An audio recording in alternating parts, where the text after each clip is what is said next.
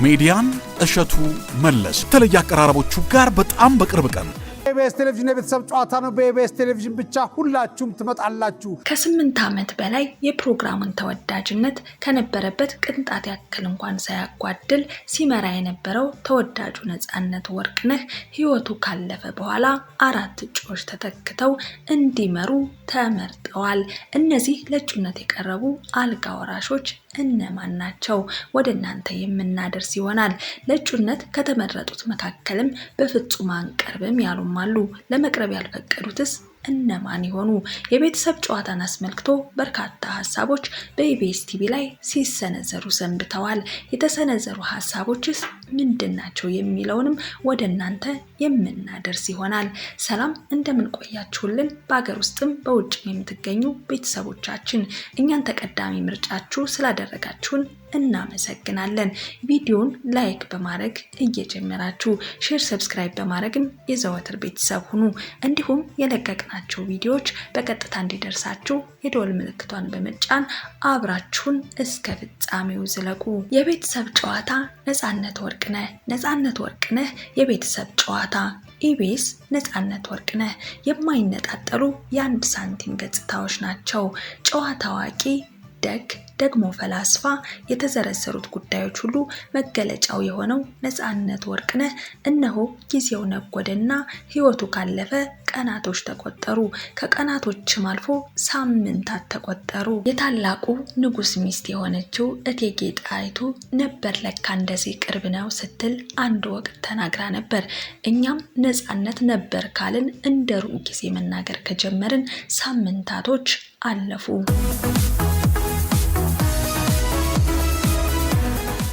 የረፍቱ ዜና ከተሰማበት ጊዜ ጀምሮ ብዙሃኖች ለማመን ቢከብዳቸውም ጉዳዩ ግን እሙን ከሆነ ሰነባበተ። ታዲያም በርካቶች በኢቢኤስ ቲቪ ላይ የተለያዩ ትችቶችን እያሰሙ ይገኛሉ። ነፃነት ወርቅነህ ህይወቱ ካለፈ መንፈቅ እንኳን ሳይሞላው ለእጩነት የሚሆኑ ፕሮግራም አቅራቢዎች መምረጡ እጅግ አሳፋሪ የሆነ ተግባር ነው ሲሉ ተችተዋቸዋል። እንዴት ለ8 ዓመታት ያክል ልክ እንደ ቤቱ ቆጥሮ የመራላቸውን ነፂን ለክብሩ እንኳን ሳይጨነቁ ለህልፈት ህይወቱ ትንሽ ቦታ እንኳን ሳይሰጡት በዚህ ልክ ራስ ወዳድ መሆን አሳፋሪ ተግባር ነው ሲሉ ትችታቸውን ደጋግመው አሰምተዋል። ታዲያም የቤተሰብ ጨዋታን ያለ ነፂ ማሰብ የከበዳቸው አድናቂዎቹ የቤተሰብ ጨዋታ ከዚህ በኋላ ለነፃነት ወርቅነህ በክብር ለመታሰቢያነት ሊቀመጥ ይገባል፣ ደግሞ ይተካ ቢባል እንኳን ማንም አይተካውም። እናም እባካችሁ ኢቢኤሶች የቤተሰብ ጨዋታን ለመታሰቢያነት እንዲሆን በውጭ ዓለም እንደሚደረገው ለማንም ሳታሰሩት አስቀምጡት ሲሉ ሐሳባቸውን ሰንዝረዋል። ሌሎቹ ደግሞ የለም የቤተሰብ ጨዋታ የሚለው ቀርቶ የነፃነት ጨዋታ የሚል መጠሪያ ይሰጠውና ፕሮግራሙ ሲተላለፍ ነፃነት ከስሙ ጋር እየተነሳ ክብሩ እየተገለጸ ሲታወስ ይኖር ሲሉ ተናግረዋል። የቤተሰብ ጨዋታ ፕሮግራም ኢቢኤስ ካሉት ፕሮግራሞች መካከል አንዱና ተወዳጁ ፕሮግራም ነው። ፕሮግራሙ እንዳይተላለፍና በሌላ አቅራቢ እንዳይቀርብ መወሰን የማይታሰብ ጉዳይ በመሆኑ ነፃነትን መተካት ባይችሉ እንኳን የሆነ የራሳቸው ቀለም ፈጥረው ፕሮግራሙን ተወዳጅነት አድርገው ማስቀጠል የሚችሉ አቅራቢዎችን ለእጩነት መርጧል። ከነዚህም ውስጥ አንደኛው አስናቀ ንጉሴ ነው። የነፃነት ወርቅነህ የልብ ወዳጅ፣ የ20 ዓመት ወዳጅነት ጓደኝነት 1 ወር የማይሞላ ጊዜ ለመለያየት የሚከብዳቸው በትክክልም ጓደኛ የሚለውን መጠሪያ የሚገባው አስናቀ ንጉሴ በዝርዝሩ ውስጥ ይገኛል። በነፂ ህልፈት እጅግ ልቡ እንደተሰበረ ይታወቃል። የነፂ ቀብር በተፈጸመበት ወቅት ያደረገው የሐዘንና የጸጸት ንግግር ብዙሃኖችን በእንባ አራጭቷል። በትክክልም አስናቀ ያለ ነፃነት እንዴት ሊሆን ነው አስብሏል። አስናቀ ለነፃነት ጓደኛ ብቻ ሳይሆን የሙያ ባልደረባ አጋርም ጭምር ነው። በኪነ ጥበብ ዓለም ውስጥም አብረው ለረጅም ጊዜ ተጉዘዋል። ከትወና ባሻገር የፊልሞች ፕሮዲውሰርም ጭምር ነው። ታዲያ አስናቀ ነፃነትን እንዲተካ በእጩነት ያካተተው የነፃነት ወርቅነህ የቅርብ ጓደኛ ስለሆነና ፕሮዲውሰር ስለሆነ ብቻ አይደለም።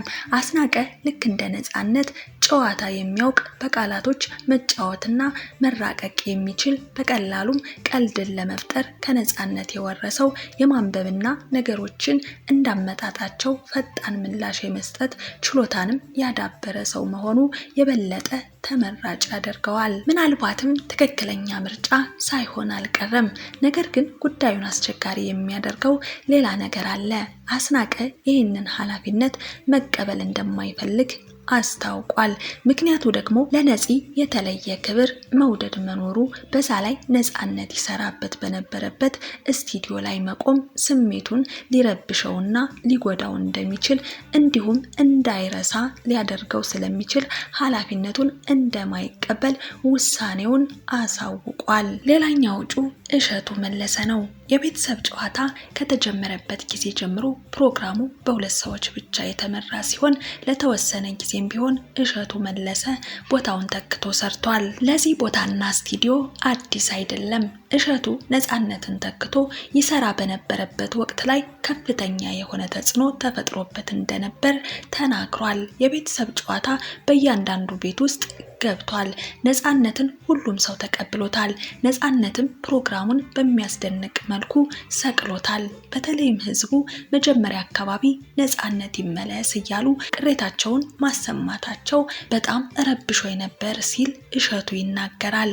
በዚህም እሸቱ የተመልካችን ቀልብ ለመያዝ በማሰብ በፕሮግራሙ መጨረሻ ላይ የኦዲየንስን ቀልብ ለመሳብ ሲል የሀገር ፍቅርን የሚገልጹ ግጥሞች ሲያስተላልፍ ነበር። በአሁኑ ሰዓት የራሱን ዩቲዩብ ቻናል በመክፈት በወር ውስጥ ከ1 ሚሊዮን ብር በላይ ከማስታወቂያ ውጪ በዩቲዩብ ብቻ ጠቀም ያለ ገንዘብ ወደ ካዝናው ያስገባል።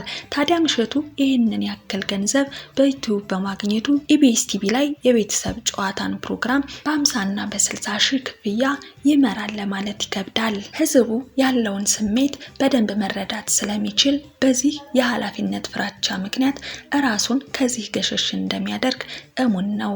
ነፂን ይቀበለው በነበረው ልክ እሸቱን ኦዲየንስ እንደማይቀበለውና እየተሰለቸ እንደሚመጣ ይታወቃል። ሌላኛው እጩ ሰመረ ባሪያው ነው።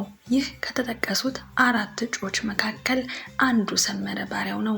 ሰመረ ባሪያው ካነጋገራቸው ፍጥነት እንዲሁም የፊት ቀለማቸው ከነፂ ጋር በመመሳሰሉ በትንሽም ቢሆን ቀረብ ይላል። እንደ ባህሪም ምናልባትም የሚገልጹበት መንገድ ከተለያየ እንጂ ሁለት በማህበራዊ አስተሳሰብ ወይም ደግሞ ህይወት ላይ በባህል ጠንከር ያለ አስተሳሰብና እውነትን የመሞገት ብሂል አላቸው። ሰመረ ባሪያው ከጄቲቪ ጀምሮ አሁን እስካለበት ኢቢኤስ ድረስ የሳምንቱ ጨዋታ በሚል አርዕስት በወቅቱ ከባህልና ማንነት እንዲሁም ከማህበረሰቡ ያፈነገጡ ጉዳዮችን በሳቅ እያዋዛ የሚያቀርብ እንዲሁም ባህልን የሚያንጸባርቅ ነው። በዚህም የሚወዱት የሚጠሉት ወዳጆችን አፍርቷል። እንደሚታወቀው በቅርቡ ከአዶናይ ጋር በተያያዘ መልኩ ስላነሳው ሀሳብ መነጋገሪያ ሆኖ ሰነባብቶ ነበረም። ሰመረ ባሪያው ፈጣን ምላሾቹ አንባቢ መሆኑና ረጅም ዓመት የሚዲያ ልምድ መኖሩ ፕሮግራሙን ለመምራት ጉልበት እንደሚሆነው ይነገራል። በትክክልም እድሉ ከተሰጠው ፕሮግራሙን በብቃት ለመምራት ፈቃደኛ መሆኑንም አሳውቋል። ሌላኛው እጩ ተወዳዳሪ በበስንቱ ድራማ በአስደናቂ የትወና ብቃቱ የምናውቀው አለማየሁ ታደሰ ነው። በቲያትርና በፊልም የራሱን አሻራ ለማሳረፍ የቻለ ሲሆን ለኢቢኤስ ቲቪም አዲስ አይደለም። በብዙዎች ዘንድ አድናቆትና ተወዳጅነትን ባተረፈበት በስንቱ ድራማ ከኢቢኤስ ጋር ያለውን ወዳጅነት የራሱን አሻራ ለማሳረፍ የቻለ ሲሆን ለኢቢኤስ ቲቪም አዲስ አይደለም። በብዙዎች ዘንድ አድናቆትንና ተወዳጅነትን ባተረፈበት በስንቱ ድራማ ከኢቢኤስ ጋር ያለውን ወዳጅነት በደንብ አጠናክሯል። አሌክስ ከጽሁፍና ከትወና ባሻገርም የቤተሰብ ጨዋታን ሊመጥን የሚችል ሌሎች ተሰጥኦዎችም አሉት። በባህሪው ከሰዎች ጋር በቀላሉ መግባባት ይችላል። በቀላሉ ቀልድና ጨዋታን ይፈጥራል። አማርኛን በፈጣን ምላሹ ይጠበብበታል። በርካታ መጽሐፎችን ገጾችን ያነበበ መሆኑም ይመሰከርለታል። ምናልባትም የራሱን ቀለም በመያዝ የቤተሰብ ጨዋታን መምራት እንደሚችል የማያጠራጥር ነገር ነው።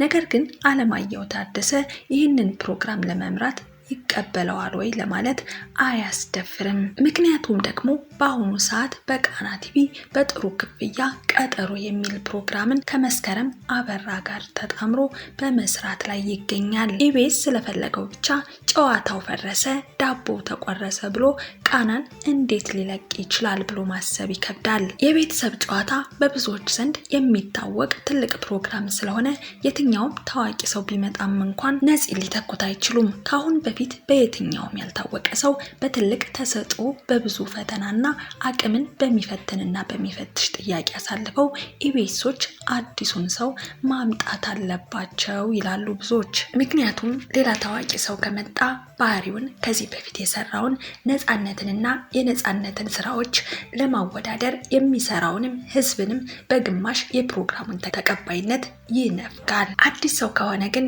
በምን አይነት መልኩ እየሰራው ነው ያለው በማለት አዲሱ ፕሮግራም አቅራቢ ላይ ትኩረት ያደርጋል። ፍቅር እስከ መቃብርን እንደ ምሳሌነት መጥቀስ እንችላለን። ፍቅር እስከ መቃብር በማይታወቁ ሰዎች ተፈልገው እንዲሰሩ የተደረገው የተመልካቹን ትኩረት ታሪኩ ላይ ለማሳረፍ ነው። የቤተሰብ ጨዋታንም በትክክለኛነት መልኩ ለተመልካች ተደራሽ ለማድረግ አዲስ ፊት ነው የሚያስፈልገው ልንል እንወዳለን። ውድ ቤተሰቦቻችን እኛን ሀሳብ በመደገፍም ሆነ አሊያም ከተመረጡት ሰዎች ይመጥናል የምትሉትን ኮሜንት ላይ እስኪ ሀሳብ አስተያየት ስጡበት፣ ሀሳባችሁን አስቀምጡ። ውድ ቤተሰቦቻችን በሀገር ውስጥም በውጭም ያላችሁ ለዛሬ የነበረን መረጃ ይህንን ይመስል ነበረ። በሌላ በአዲስ አቀራረብና በአዲስ መረጃ እስክንገናኝ በያላችሁበት ሰላማችሁ እንዲበዛ እየተመኘው ቪዲዮውን ደግሞ ላይክ፣ ሼር፣ ሰብስክራይብ በማድረግ ላሳስባችሁ እየወደድኩኝ እዚህ ጋር አበቃው። ሰናይ ጊዜ